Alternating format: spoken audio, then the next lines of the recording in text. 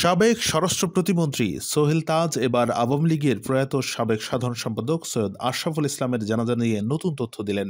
সৈয়দ আশরাফুল ইসলামের তৃতীয় জানাজা নিয়ে শেখ হাসিনা বিরক্ত করেছিলেন বলে জানিয়েছেন সোহেল তাজ। এমনই বিস্ফোরক মন্তব্য করেন তিনি। শুক্রবার সন্ধ্যায় হাটে হাড়ি ভাঙা প্রথম পর্ব শিরোনামে নিজের ভেরিফাইড ফেসবুক পেজ আইডিতে তিনি এক পোস্টে কথা জানান। সোহেল তাজ তার পোস্টে বলেন, সৈয়দ আশরাফের 3টি জানাজা হবে শুনে তৎকালীন আওয়ামী লীগ সভাপতি এবং প্রাক্তন প্রধানমন্ত্রী শেখ হাসিনা বিরক্তি প্রকাশ করেছিলেন।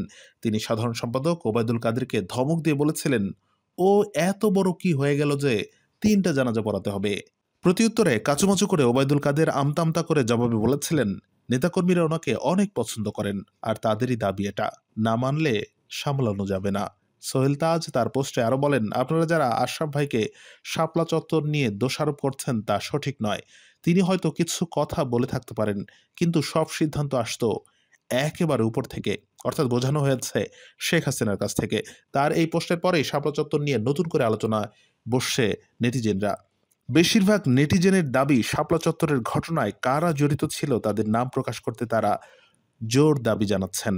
2013 সালে রাজধানীর শাপলা চত্বরে হেফাজতে ইসলামের সমাবেশের মধ্যে যেই ক্র্যাকডাউন চালিয়েছিল সরকার, সেটাকে ইঙ্গিত করা হয়েছে। সেখানে কয়েকশো মানুষের মৃত্যু হয়েছে বলে জানা যায়।